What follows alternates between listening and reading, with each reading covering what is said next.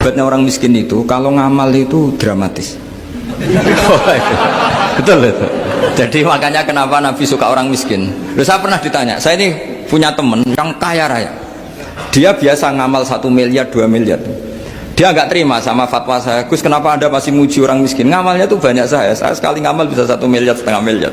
Tapi kata saya, ngamal kamu itu tidak dramatis, nggak seru kata saya. Terus dia tanya, kok bisa Gus?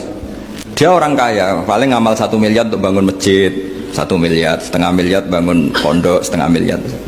Tapi kalau orang miskin, misalnya tukang becak, orang miskin kan pasti kawannya orang miskin. Kan nggak mungkin orang miskin utang Abu Rizal Bakri, utang Yusuf Kala, kan nggak mungkin. Kenal saja ndak. Orang miskin kan utangnya sesama orang miskin. Itu pasti itu kan hukum sosial itu. Nah ternyata itu apa? Hari itu anaknya ndak makan, hari itu istrinya mau kelahiran. Utang sesama miskin, diutangi 50.000. Tapi uang ini dramatis. Kalau hari itu nggak makan mati. Artinya apa? Ada orang ngamal 1 miliar untuk bangunan, kadang aksesoris, yang satu ngutangi 50.000 tapi taruhannya nyawa. Nah sekarang menyelamatkan nyawa sama bangunan keren mana? Maka berbahagialah orang miskin karena komunitas mereka ini utang piutang urusan apa?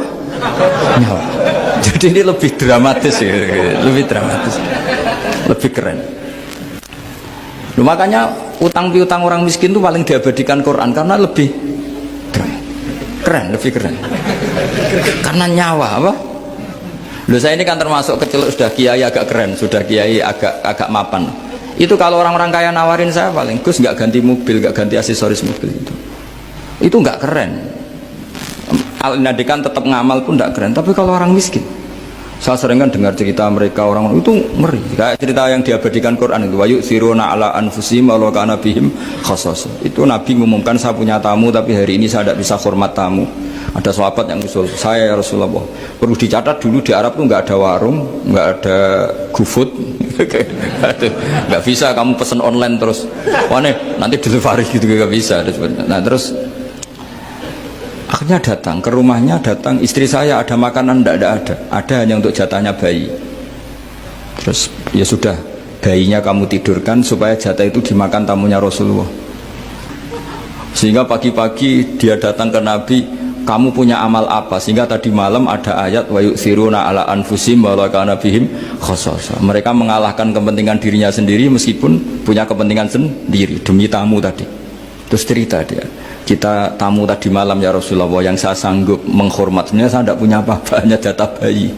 Itu aja dramatis, bayinya ditidurin dulu tapi tidak disuntik ganja, tidak ditidurin biasa nanti kan, ditidurin biasa. Terus suami saya pura-pura nemani, lampu dimatikan. Nah mungkin tamunya saking laparnya gak penting mikir itu, yang penting makan aja. Jadi maka sebetulnya orang-orang miskin itu tidak usah hiru, wah itu orang kaya bisa ngamal masjid 1 miliar, 2 miliar. Tetap ngamalnya ini sesuatu yang tidak mendesak. Tapi sesama orang miskin, kalau temannya minta tolong itu mesti dramatis. Istri mau kelahiran, kematian, kelaparan. Wah yang diselamatkan itu seru semua. Artinya gini ya, kalau miskin ya nikmati saja, itu ada peluang untuk menyalip pahalanya orang-orang. Tapi yang kaya ya tetap kaya. Kalau semuanya miskin, nanti yang miskin kerja di mana kalau semuanya miskin?